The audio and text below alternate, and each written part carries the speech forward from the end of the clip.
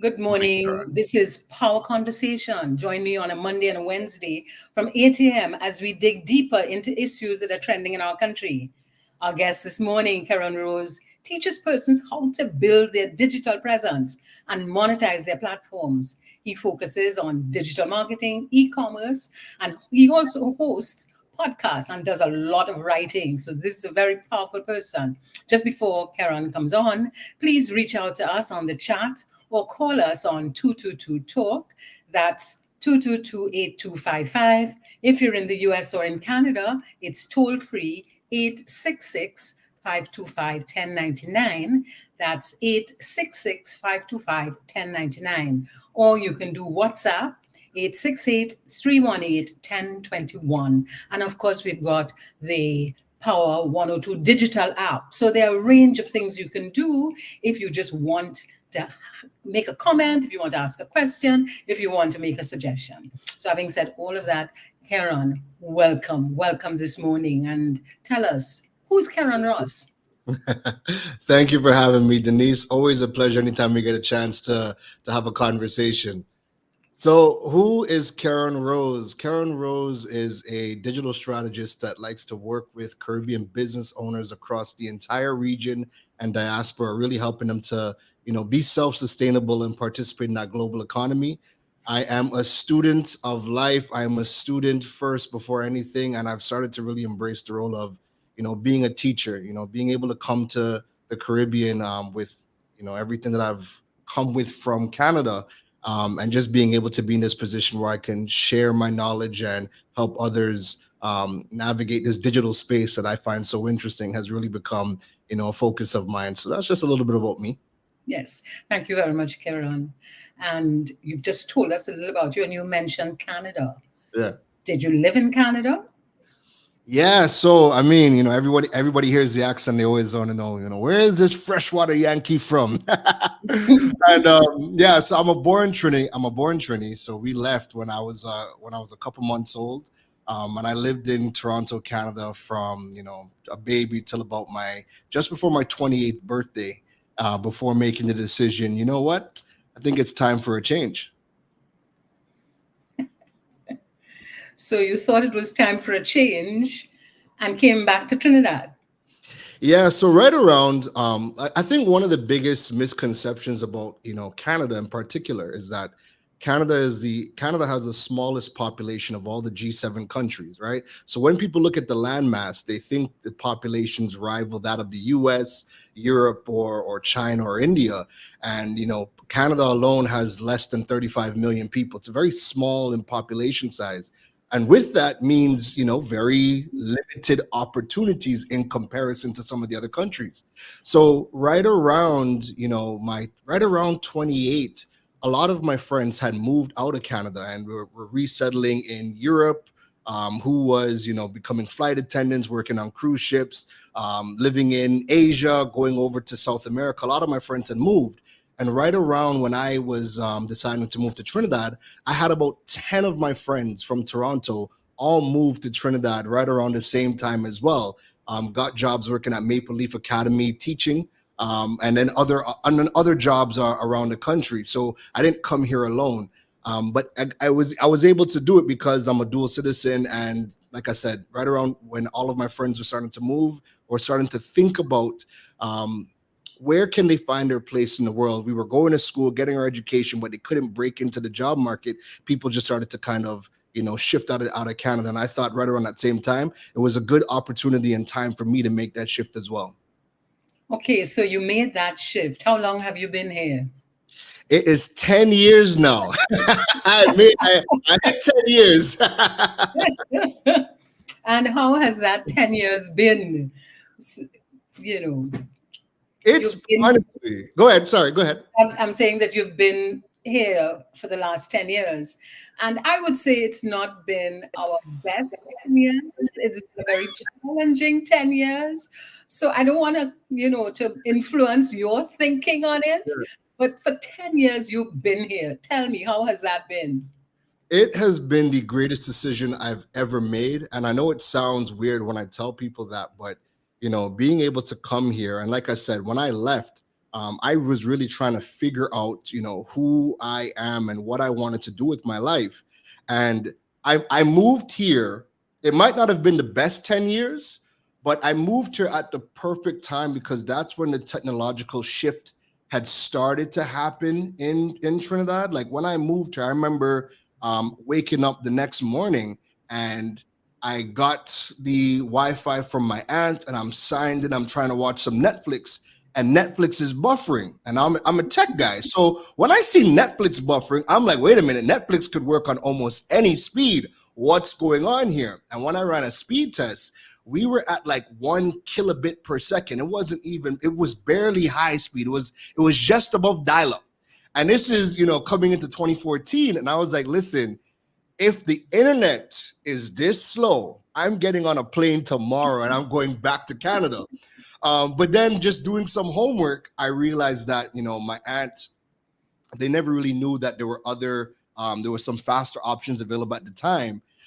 So when I had moved, companies were now starting to get into things like high-speed internet.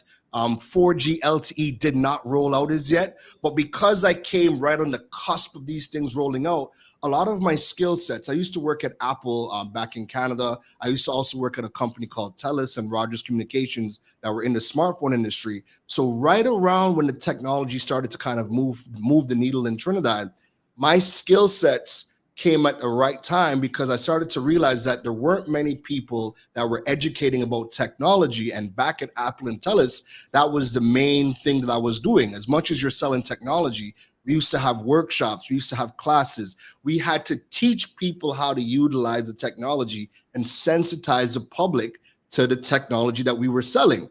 So when you think about, that's what I was doing and coming here right around that 2014 mark, and there wasn't really any places in Trinidad that were teaching technology. I'm going into the telco companies here and I'm just listening to the conversations that the reps are having with consumers, and they're just downright making things up or lying to the customers for sales. And I mean, a lot of that is still prevalent even today. And because of that, I realized, well, where do people go to learn about technology in Trinidad? Because back in Canada, there are so many places to go. You could walk into a Best Buy and you had the Geek Squad. There were classes happening in Best Buy.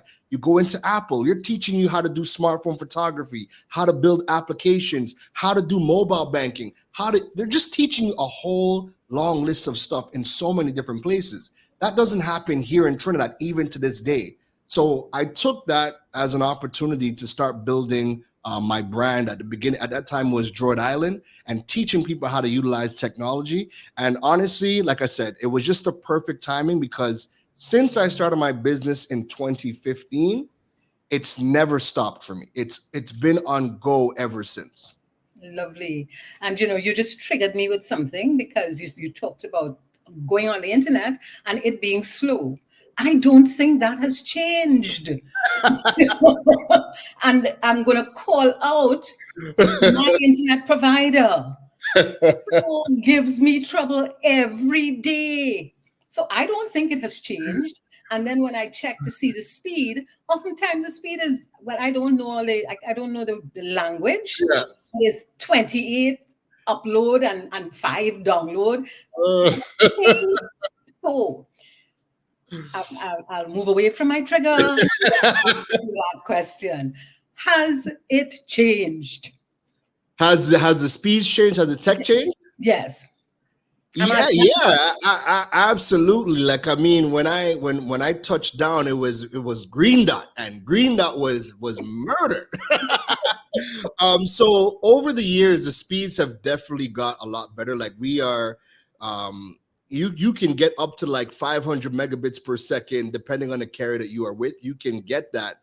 But I think one of the biggest challenges that we have in the Caribbean is that a lot of the places that people occupy are in mountainous ranges, and that affects our connectivity in a very big way. So depending on where you live in Trinidad, you're either going to get really good service or you're going to get really terrible service. And that's one of the biggest unfortunate parts, because the internet and technology is that underlying factor that's going to bring about opportunities for everybody. When you don't have access to internet or good internet, it really handicaps you. So again, depending on where you're living, if you don't have good internet, it causes a world of problems when it comes to trying to, I guess what we're going to be diving into today, it's going to cause a lot of problems to really build any business or upscale yourself if you don't have access to internet. Okay, so Karen, you've just brought me down. Almost said to me, okay, Denise, just chill a little now, depending on where Switch, you live. switch. That's really what you should be doing. Really, what you should be doing is switching. Somebody is going to be, and you know what? I've realized that no two providers are good in the same area. One is really good. So, like, for example, my current my cell phone provider, terrible where I live. Just doesn't work. So if I'm not on Wi-Fi, nothing works. But if I were to switch networks, the other network works perfectly fine in my area. So there no two providers work amazing in any one area. And what everybody has to do is, if one person's giving you terrible service, then you got to go and figure out who's that other person that works well in this particular area. Okay, well, I will be doing that. But that's not what we came here to talk about this morning. But thank you very much, Karen. I'm No going to be looking problem. at switching to another provider. Yeah. Lovely conversation. There's something that I've read about you that, I mean, I just don't understand. You say that you're living a digital nomad lifestyle. What is that? The digital nomad lifestyle. Oh boy. So you see how right now you have more and more people talking about work from home, being able to do your job, but do it from the comfort of your home. A digital nomad does not work from home, they work from anywhere. And that's a major difference, right? When you're working from home, the company you work for, they can come and set up shop in your home place, but you are bunkered down or hunkered down inside your home and working from there. When you are a digital nomad, you have either built a business or work for a company or have learned the necessary skill sets to freelance to be able to pick up your laptop and work from the beach, work in a different country. As long as you have an internet connection, you could execute your role. And being a digital nomad comes with some really interesting freedoms that I think have allowed people to find a lot more success today. You have location freedom, so you're no longer, tied down to any one country. As long as you have an internet connection, you could work from any country where you are able to stay for any period of time. You then also have time freedom. You're not punching the clock as a digital nomad. Chances are the role that you do, the tasks that you do, or everything that you do is really task based. So you're not punching a clock at a particular time. Or if you do have a job, you tend to find a job that can work in a time zone that's going to make the most sense for you, that you can commit to. So that's another thing. But then it's also more accessible to get financial freedom. And the reason I say that is because a digital nomad can practice something called, it's a term that's relatively new that many people really haven't digested as yet, and it's called geo arbitrage. What geo arbitrage is being able to earn a higher currency, but then finding a country that has a lower cost of living that you can base yourself in. So it's easier to get financial freedom as a digital nomad, because when people are complaining about high costs of living, chances are they're living in a country, they're earning that currency, and they're living in that country, so their dollar's not going as far. A digital nomad now can say, all right, cool, I'm getting paid in US dollars or pounds. Why don't I live in a country like Colombia or somewhere in South America or somewhere in Asia where the cost of living is so much cheaper that the power of my dollar goes a lot further. And now I'm able to find places to rent from as low as 30 US dollars a month if I want to get an apartment somewhere in one of these countries. And food, there are places where food costs in the cents. So now I don't need to earn as much money and all of my bills are paid and I can save my money. And again, I'm not stressed about my bills. So digital nomads really get to experience those three freedoms. And the best part is that you get to choose where you do it. So, Mr. Digital Nomad, where are you going? So, good question. Very good question. So I knew coming down to the end of 2023 I knew that 2024 would be my last year in Trinidad. The only thing I did not know was where I was going to go. So I had spent some time in Medellin, Colombia. I absolutely love it over there. The cost of living is good. The culture is good. Food is good. The prices of everything for your household expenses very good. So that was on my mind. But then when I started to look at where other digital nomads are going, what are the countries that are really doubling down on digital nomads? I started to see countries like Portugal, Bali, Indonesia, Singapore, and then I got over looking at Japan and Thailand. And when I started to do my homework on Indonesia and Thailand and Singapore and Japan, Thailand made the most sense for me in terms of what because they just released a new visa called the Destination Thailand visa, which is dubbed as the Digital Nomad visa. It's a 5-year visa that comes with a wide range of benefits. The cost of living is astronomically amazing in Thailand. And then it also gives you, because Thailand is so big and diverse, depending on what type of lifestyle you want. If you want the big city lifestyle, if you want the rural rice field lifestyle, if you want the beach lifestyle, there is something for everybody. And then it's also a hub like what Miami is to us on this side of the world, that's what Bangkok, Thailand is for Asia. And it's easy to navigate all of the Asias and some parts of Europe for almost next to nothing. So it checked off a lot of the things that I'm looking for. I'm 37 right now, and Thailand just checked off so many boxes for me that I ultimately decided that my next destination is going to be Thailand. You said it is astronomical, the cost of living. What do you mean by that? Because my interpretation of astronomical is that it is extremely expensive. It's high up in the air. So Oh, why sorry. are you looking at to go for that? sorry. Okay, let me change it. The cost of living is extremely low. Like it's really really low, right?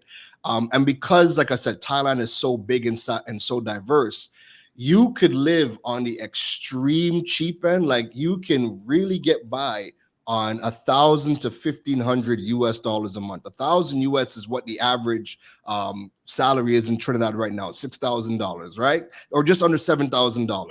Yeah. You could get by with all of your expenses paid, because when you're looking at housing, obviously your housing is going to be one of your most important cost factors.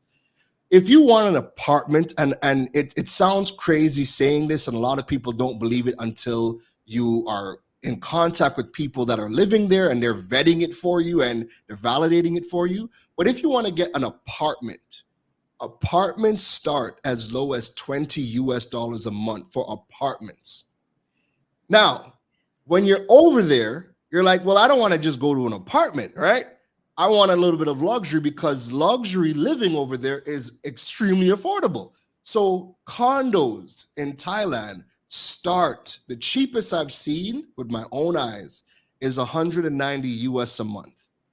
And that's what, I don't even think that's 1,500 TT dollars. And you're living in a 5-star luxury condo with pools, game room, theater rooms, access to all the amenities, all included within that rent. And then you're living in the heart of Bangkok. And if you decided you don't want to live in the big city and you wanted to go out to any one of the other cities outside of like the top tourist destinations like Phuket and Pattaya, you can get places even cheaper than that, luxury living even cheaper than that. So when you're looking at your housing costs being that affordable, then you look at, okay, well, what are things like your grocery bills? I've looked at about 40 people that have migrated. And then again, I'm looking at people that are online creating content, but then I also know people that have made the jump. Either they're living there now or they just moved back to a different part, and I've connected with them on platforms like LinkedIn. And when people are telling you that their entire monthly grocery bills are 100 US to 200 US max, if it's 2 and 3 people living with them, because they might have a spouse, they might have a dependent, and they're spending 200 to 300 US a month on groceries. And then because the food culture is so big in Thailand, where a lot of people don't cook because there's food everywhere, you're getting meals for cents. I've never lived, coming from Canada, I've never experienced a time in my life where I went with $1 anywhere and got an entire meal. It's never happened for me in my lifetime. And the fact that those are things that are happening right now in Asia, again, it just checks off so much of the boxes, because now with a lower cost of living, I'm able to now redirect those same funds that I'm making right now and reinvest it back into my business, but now also really build up my savings in the process. So you've just excited me and almost made me say, well, maybe I could go and spend some time in Thailand. Now here's a joke about Thailand. I Yeah, described it as Thailand because I did English. I'm competent at that. yeah. Uh, Someone says to me, no, it's Thailand. I said, but it's TH. But what you're talking about sounds so exciting, that the Yeah, cost of living is so much lower, yeah, that the cost of rental of an apartment is so much lower. Have you yeah. any idea what Thailand did to be able to have such a reasonable, almost unanticipated cost of living that is so low? What did they do? And these are the questions that I hope to answer for myself when I go over there. I don't know what they've done, but Asia on the whole is a whole lot cheaper than the Western world. But then even South America, a lot of the countries in South America are way more affordable. And if when you get a chance, just jump on Google and type in reverse migration. Reverse migration is people deciding to leave first world countries like the US, Canada, and the UK. And 2023 has the record highest numbers of reverse migrants that have left the first world countries, and they're now settling in quote unquote the third world countries. So Central America, places like Mexico is getting a huge influx of people leaving the US and Canada and migrating to Mexico. Colombia is another big one. Peru is another big one. And then you have places like you have some places in Europe, like I said, Portugal, Cyprus, Malta's been a huge one, getting a big influx. And then almost all of the Asian countries in Southeast Asia are getting an influx of migrants because the costs of living in these places are far cheaper than in the US, the UK, and in Canada. So I hope to answer, give me 6 months. Let me get there so I can start to do my homework to see what are they doing. And I know when it comes to food, they eat what they grow. Everything that they're eating in Thailand, and same thing in Colombia as well. And that's one of the reasons why it's so much cheaper, is they're growing every single thing that they eat. So the food is way healthier because it's farm to table. They got it right from where they're growing it. I think that plays a big part in just that lowering of because we know that one of our biggest bills in Trinidad is our food import bill. So I'm guessing that their food import bill is probably on the lower side of the entire world because they're growing everything that they eat. Lovely. All right. So you've done a very successful business in Trinidad and you're walking away from it. Explain that to me. I love that you asked that question because nothing changes for me, just the location. That's the best part about being a digital nomad. My business has been 100% digital since 2020. So I've been traveling throughout the entire region and diaspora over the past 2.5 years. I get to do workshops, I get to do conferences, speaking gigs, you name it, across the region and diaspora. And in doing that, I have just structured my business that everything that I can do can be done from my laptop. So even when I get booked to go to the Bahamas and go do a workshop over there, if I'm there for a couple of days, the other arms of my business are still running. Nothing changes. So that was one of the biggest reasons why I decided that, 2024 would be my last year in Trinidad, because my business is 100% digital. And you're telling me that I don't have to work harder than I already do, and I'm going to be able to keep probably 60% of my money that I would be spending in bills or just existing in Trinidad. I'm now just going to be able to keep that and reinvest those funds into my business and also into savings by simply moving to a different country. It made the most amount of sense for me to do that at this point in time. But yeah, my business still runs the same. I'm still working with all the businesses in the Caribbean that I do right now. Nothing changes. Well, nothing changes in terms of the business, but here's a question, and it's a question that you may tell me, no, I'm not answering that. Yeah. How are you going to get paid? You are talking to the master of getting paid. Listen. I think that has been one of the best things about coming from Canada to Trinidad, because when I came, nobody could answer that question. When I say nobody could answer that question, nobody could answer the question as to how do you do e-commerce? How do you get paid online? What are the tools, the platforms, the account? Nobody could answer that. And from when I started, I had a brick and mortar store for some time in 2017. But then because I started to do all these workshops and content creation, I got all these partnerships. I ended up closing the physical brick and mortar store down after 6 months and turned everything digital. And it forced me to network like crazy and meet all of the e-commerce players around the Caribbean, and just get the information because the information wasn't available online. And so, in learning how to build my e-commerce business from back in 2017 and putting in all of the necessary tools, getting the necessary accounts, and then learning how to start getting clientele outside of the Caribbean region, I have learned how to get paid. So to answer your question directly, how am I getting paid? The majority of I think about 60 to 70% of the people that I work with are not in Trinidad. So they don't pay me in Trinidad. They pay either my PayPal account, and my PayPal deposits the funds to my Wise account or my Bank of America account. Or if they're in the US, they'll pay my Bank of America account directly. I keep as much money away from Trinidad systems as possible, and that's going to give me access to all of my money. Now, for the people that are in Trinidad that I do business with and pay me, they're still going to pay me in Trinidad. Now, that's where it gets sticky, because then you have to learn about how do you start to move money outside of Trinidad. Your credit cards, as we know, the banks have been cutting down on US allocations. RBC just cut down the US allocation again last week to $5,000. So the US allocations are getting slimmer and slimmer and slimmer. And to get my money outside of Trinidad is a combination of utilizing things like PayPal, utilizing things like Western Union, and also being able to do direct deposits into my bank account. So there's a couple of people that I have that I trust that is able to, if need be, and I need to do a direct deposit into my Bank of America account, but using TT dollars, I could send the money to some of my friends, or the ones that I trust, and they could go into Western Union and do a direct deposit from Western Union to my Bank of America account. So I'd have access to it. I could also transfer money to some of my friends, and then they can PayPal me the money, which would then go into my Wise Digital Bank or to my Bank of America account. So honestly, I'm glad you asked that, because this is a part of the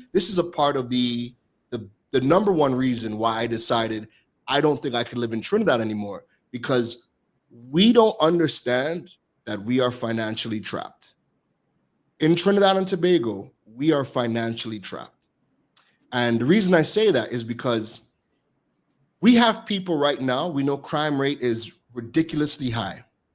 You have people that are selling their business, selling their assets, the money goes into the account, they migrate, and then they tell the bank, okay, I've now resettled in the US, wherever. I need you to send the money. And the bank is like, well, we don't have access to those funds. At best, we could wire you $1,000 to, depending on the bank, 2,000 US dollars a month. And you're like, but I have 500,000 TT in my account. That's going to take like 10 years to get my money. And they're like, well, that's what it is. So I have started to strategically plan how I'm going to reduce Trinidad customers, because if I can't use the money, like if I get paid in Trinidad money is only good in Trinidad. I've gone out the country and had no access to my money and be stranded. With the US allocation being what it is, we are capped on how much business we can do outside of Trinidad. So you have to start figuring out, how are you going to conduct your business? If you only do business in Trinidad and everything you do is Trinidad, then you're fine. But that's not the case for a lot of people. So for me, I've just been trying to figure out slowly but surely how to reduce my business in Trinidad, right? Or how am I going to get people to pay me, because they're subjected to the US allocation limits as well. So it's easy for me to send them an invoice for 1,000 US, but if they don't have the available US allocation to pay me, then they can't pay me and I can't get paid. So that's something that's a work in progress. And I've really been focusing more on doing business outside of Trinidad.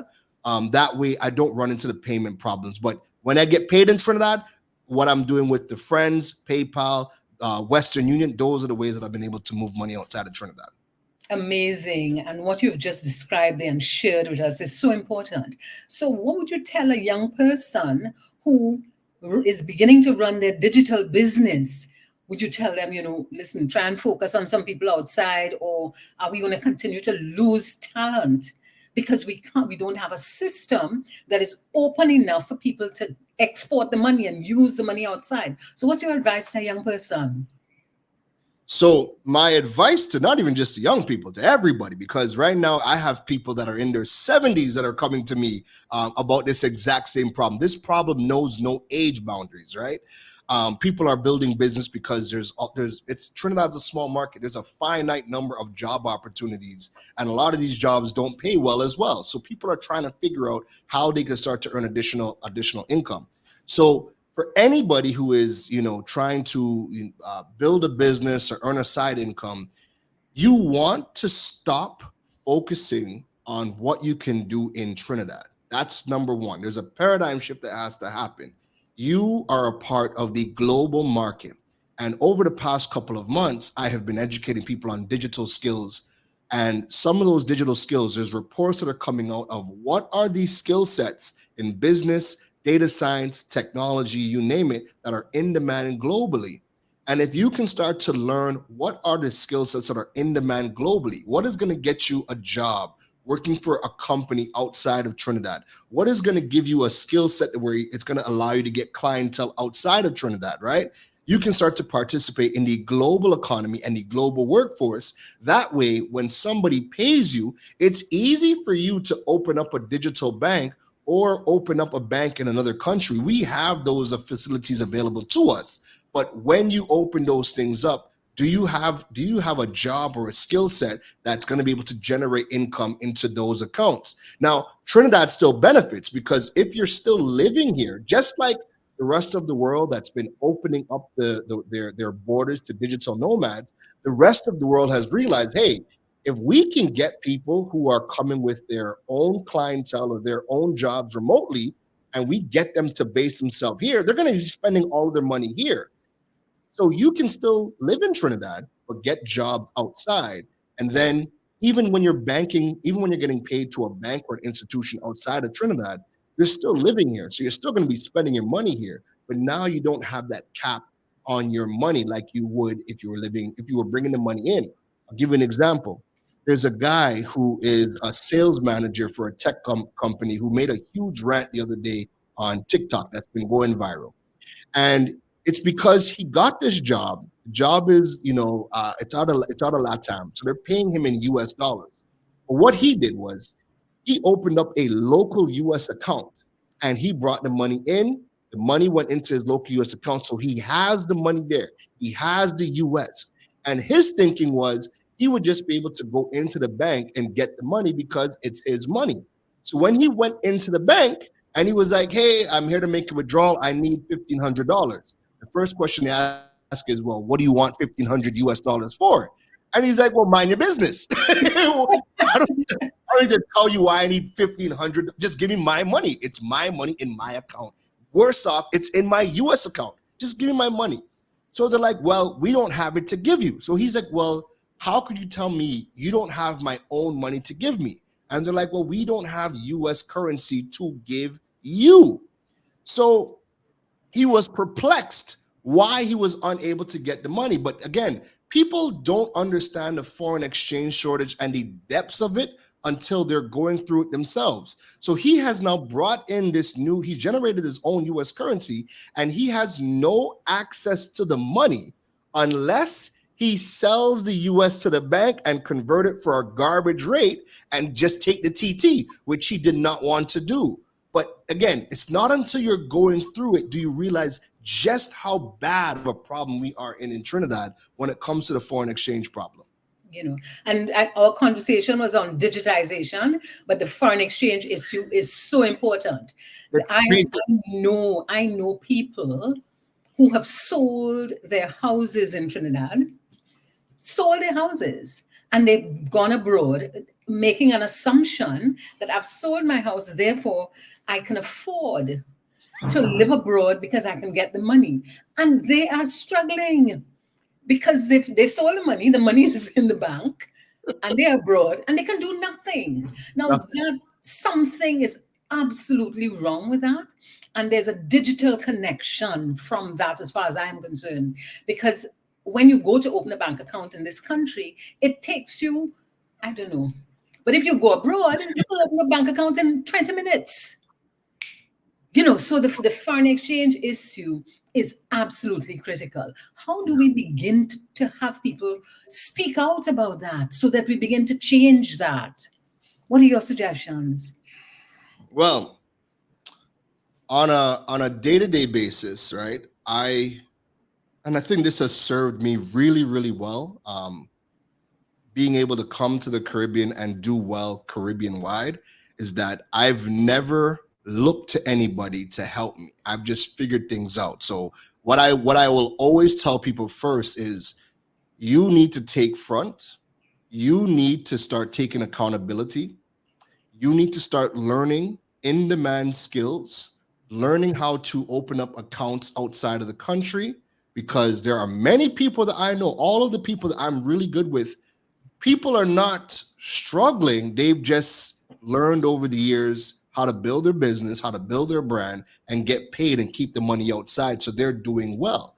You can do that. It's available for anybody to do, but you have to be the one to do that, right? That's the first piece of advice I would tell anybody. Don't worry about nobody else. Start securing your own house.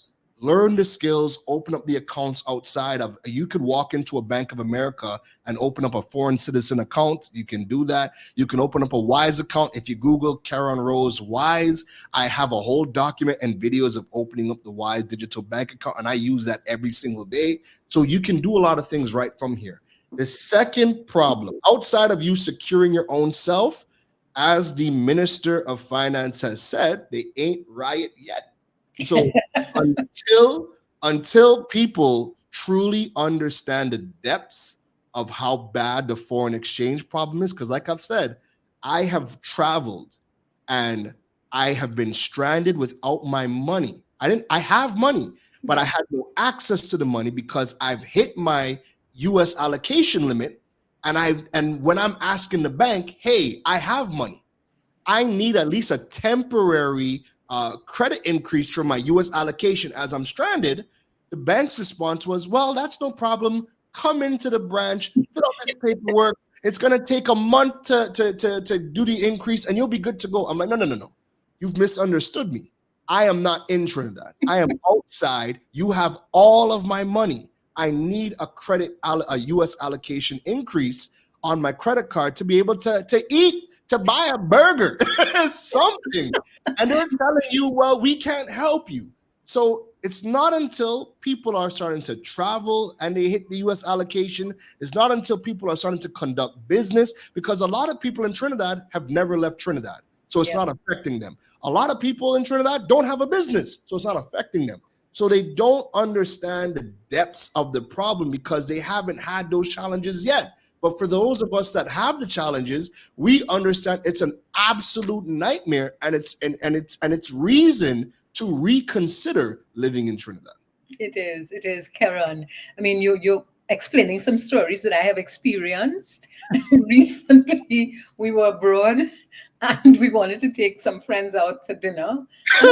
We could not. So we then had to apologize to them and say, can you all pay for dinner tonight? I mean, the only thing I didn't do was cry. Embarrassing. Totally embarrassing. And it's not because I don't have the money. It is because the credit card has a daily limit. And then it transfers from a daily limit into a monthly limit. And once you hit that limit, you can't spend another cent. Can't spend Karen. Can't spend All right. So let's go back to Thailand. what are the tax implications of you being in Thailand? Do you know what their tax requirements are and so on? Yeah, so depending on the country that you are coming from, you pay taxes in your home country, coming there as a digital nomad. And this is one of the reasons why more countries around the world are creating digital nomad visas because it circumvents a lot of headaches. One of the big ones is that a digital nomad cannot work for a local company. So that protects the jobs for the local citizens, right? Because, I mean, the age old conversation is, immigrants are coming and they're taking up all the jobs. Well, guess what? Digital nomads are not allowed to work in that country, so they're not going to pay the taxes in that country. They would pay the taxes in the home country where their business is registered in, or if they're working for a company and that company's abroad, they're paying their taxes in their home country. So that's the main thing. There are some countries where there is a potential double taxation. Luckily for us, we're not one of them for Thailand. All right. So your taxation is going to be in Trinidad Correct. based on, okay, so however that works. Well, Yeah. good luck with that. Absolutely. Good luck with that. But Karen, you've raised a number of points that I think are so interesting. And this issue of the digital nomad visa. Yeah. Can you talk a little about that? Because I have someone on the post saying, I want to move to Thailand. Let me know how. Yeah, you know what? Again, one of the main reason why I even shared I was going to be moving to Thailand was because usually I just kind of I'm one of those people where I just do things and then you just learn about it and you're like, wait a minute, when did he do that? But because I know the situation in Trinidad and Tobago, people are looking for options, whatever those options are, right? People are looking for options because the current version of Trinidad is not working for most people. So, in sharing about the digital nomad visa, countries around the world have figured out, like I said earlier, that hey, we need to be able to grow our GDP. We need cash injections into the economy. And one of the easiest ways to do that is for countries that have that lower cost of living that are lower than the US, Canada, and the UK, we could open up a visa that targets digital nomads where they're coming here, they're not allowed to work for local companies. They can freelance for people outside of the country, they can work for companies outside of the country, and you coming here and now allows you to keep more of your money because it's a lower cost of living. So you're going to keep more of the exact same salary that you're earning right now in your current company, and you live in a lower cost environment, you pay taxes in your home country, and you enjoy the benefits of living in a society that could be potentially more developed. I don't know if people have ever seen what's happening in Asia. It's a heck of a lot more developed than the entire Caribbean region. So you're going to be living in a more advanced, free-flowing society that has a lower cost of living. So there's a lot more benefits to you just being able to pick up yourself and go move over there. Now, I don't want people to think that all I'm doing is promoting the brain drain. I think one of the biggest problems that we have right here in Trinidad and Tobago is there is a lack of global perspectives in Trinidad and Tobago. And a lot of the conversations and you see people talking, it's because they've never left Trinidad. So they don't know how a civil society works. When you hear people say things like, oh, there's crime everywhere. Yeah, there's crime everywhere, not to the level of what we are experiencing here. No, right? There's crime in Toronto. Toronto's recorded their 55th murder for the year, and that's their highest in over 10 years. So yes, there's crime in Toronto. It's not to the level of this. So what we need to start advocating for as well is people need to start not just traveling for vacation and staying on a resort.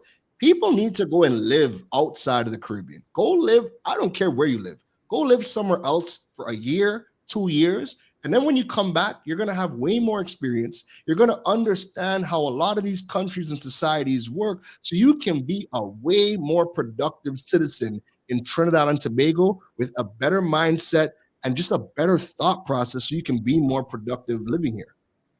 Yeah, that's a great idea. But I think we can, if our leaders understood the context of other societies a little better, then they would change our context because everybody can't travel. but Correct. somebody needs to lead it. Somebody needs to show them what is the context and what can we do differently. Karen, we have just about another 10 minutes or so. And here's a question I want to ask you. What role do you think technology and digital entrepreneurship can play in addressing some of the challenges we face as a nation? Oh man, I think it's everything.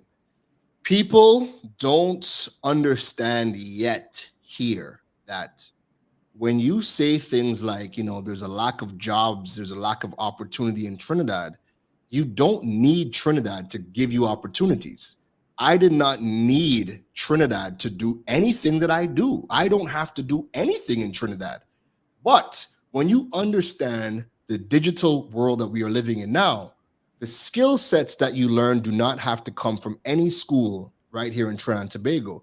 Every skill set that I've acquired over the years, from web development to search engine optimization to prompt engineering, all the skill sets that I have, I've learned through online courses and self-paced learning. Nothing, I've never gone to school in Trinidad. And all of the skills that I've acquired, I've acquired through online courses. So you can learn in-demand skills through online courses, and none of those institutions are even based in the Caribbean. When you learn these courses and then you understand, hey, how do I start to apply for jobs? How do I leverage platforms like LinkedIn, where I can now start to connect with companies outside of the region, apply for jobs outside of the region? When you start learning, how do I work with some of the freelancing platforms like a Fiverr, a freelancer.com, or how can I build my own brand and start to attract clientele or opportunities from around the world? You start to realize I don't have there's no shortage of opportunities, right? I don't look around Trinidad and I'm like, I need an opportunity in Trinidad. No, I'm constantly learning, how do I upskill and how do I attract people from different parts of the world so my business can participate in different economies. So if Trinidad goes down the drain economy wise, my money's not tied to Trinidad, right? Obviously, the society living in, the crime rate might go higher, and my personal safety might be impacted. But my business, my job, how I earn, nothing changes because I'm still earning outside of Trinidad. These are the things that when people start to understand and get that paradigm shift, then you're not looking around Trinidad saying, oh God, Trinidad has no opportunities. Look, all of these jobs are low paying. You don't need Trinidad to earn money. And I'll repeat that. You do not need Trinidad to earn money. You don't even need Trinidad for opportunities. And when you have that paradigm shift, there is a level of freedom that you get because now you're not worried about what's happening in the local market. You're not worried about the lack of opportunity or the low paying jobs because you understand that I can get a job working for a company abroad, or I can get clients working for people around the world, or I can jump on any of the freelancing platforms and start to plan my trade on those platforms and earn money. The digital world and technology has leveled the playing field for everybody. So regardless of your background, your education, your status, where you are, if you're somebody where you really don't have no money, I started building my business with no money.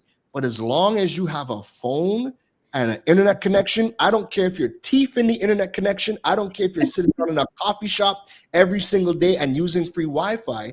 As long as you have a phone and access to Wi-Fi, there is a skill that you could learn and you could start to generate your own income with just your phone and a internet connection. Do you apply that? We have an aging population. Do you apply that to our population when more than 40% of the population is over 65? Well, it's interesting because when, for example, working at Apple, we used to have workshops that were for seniors hours, right? So seniors hours was an hour and a half before the mall used to open. So they would come in at 8:30. The mall would open at 10, and we always had workshops for them. And the senior citizens they were the most packed classes because they want to learn. They have the time, they want to learn. But the facilities are there for them to come in and learn. Where are the facilities here that are going to take the time to teach people, our older generation, some of these new skills that they can now leverage and go ahead and use. We really don't have that here. But also what's encouraging for me is people in Trinidad and also other Caribbean islands, they love to let me know their age when they reach out to me, right? So I'll have somebody saying, "Hey, I'm looking to." I had a lady who was doing hand soaps, right? Doing soap. She had eczema, different skin conditions, and she was making soaps for that, right? And I remember when she reached out, she's like, she has this soap making business, and she wants to start to export the soaps into the US and Canadian markets. She's like, she listens to all of my content. She reads the blogs. She follows me on TikTok. I'm like, TikTok? She's like, yes, I in my 70s and I follow you on TikTok. So I'm consuming your content all the time. So they love to let me know their age. And we have a lot of people that are in their 70s and their 80s, and they're willing to learn. But again, how many Keron Roses do we have available teaching people digital skills? How many institutions are teaching people digital skills? We really don't have a lot. And I believe that if you start to make provisions and you really focus on bringing in some of the older generation to come in to upskill them. Matter of fact, I shared, and I'll share it to you offline afterwards, but the Singaporean president or prime minister, sorry, he had a video that I was watching today where he was talking about upskilling the older generation, giving them, anybody that loses their jobs, giving them a stipend for 6 months. And they laid out a plan as to how they're going to upskill them, give them career coaching, and do job matching for them, not just in Singapore, but outside of the country as well. These are the things that we have to start doing if we want to upskill the non-tech savvy generation and the older generation. Keron, you've only been here for 10 years. But if Mhm. you were the Prime Minister of Trinidad and Tobago, what would be one key area you'd focus on to bring about the transformational change that we need? I would be reaching out to platforms like Facebook, Google, Amazon, any one of the tech giants. And the first conversation I'm having is, yo, what can we do? What can we do in terms of upskilling our people? Is there courses that we can bring in? Is there a warehouse that we can drop somewhere where we can start to generate jobs for Amazon? Because I'm sure Amazon would love a warehouse. We seen President Irfan Ali in Guyana 2 weeks ago have a whole meeting with Elon Musk to talk about what can Tesla do with Guyana. These are the conversations I'd want to be having, because the technology skills are the future. You as the prime minister have the ability to start navigating some of the conversations with the tech giants. We also have some amazing people from Trinidad and Tobago in some huge positions in some of the leading companies. The head of diversity for Facebook is a Trini. We have Trinis in some key places. I would start trying to figure out how can we start to leverage our diaspora that is in a lot of these key roles in companies around the world. How do we start to leverage those relationships so that we can upskill our nation and see what types of partnerships that we can create? Because if more people become digitally savvy, they can start to generate their own income and be less reliant on the local jobs and the local economy to earn. And I think that's a big, big win for everybody here, because now you have that freedom and you're not worried about, there's no jobs in Trinidad or the jobs are low paying. If we can upskill our nation and you as the prime minister have the ability to navigate those conversations, that's my first order of business. Absolutely wonderful. I'll tape that and send it to the Prime Minister. And my final question to you, Keron, is looking ahead, where do you see yourself and your career in the next 5 years? Especially as you're going to be a digital nomad, not going to be, you are a digital nomad. So, where do you see yourself and your career in the next 5 years? Yeah, a very, very interesting question, because it's been on my mind a lot. And I think as a digital nomad, I think one of the new things that I want to tap into is doing a 5-year review of where my life is at. So I could do 5 years in Thailand. At the end of the 5 years, I could now say, hey, you know what? Let me go live in Colombia, or let me go live in Cyprus. being able to now go to different places around the world every couple of years and soak up all of the knowledge, because my business is still in the Caribbean and diaspora. So where I see my business growing is being able to take all of those things happening in those countries that I'm living and being able to now synthesize that knowledge like I do right now, because a lot of my knowledge is coming from Canada, but being able to learn from different parts of the world, take all of those things and synthesize that back into the Caribbean region to help people upskill and just start to really build that human capacity, that human skill sets here in the Caribbean. So for me, every couple of years, I think I see myself living in a different country and just taking all of that information and being able to now pour that back into the Caribbean region and grow the Digipreneur company. That is absolutely wonderful. And as we bring the show to an end, there are some things that I have taken away from this. One, upskill, upskill. Imagine that. My generation, we can still upskill and make a contribution. Reverse migration. That's a concept I had not had in my head, but it's a wonderful concept of reverse migration. We don't all have to go to the developed world. There are so many developing countries that can offer us tremendous opportunities. The digital nomad visa. I think that is absolutely fantastic. I may be thinking of it. And then the final one that that I am thinking of is what you've just said, that you will continue to focus on the Caribbean and see how you can help. So, Karen, what would you like people to just take away from this hour that we've been chatting?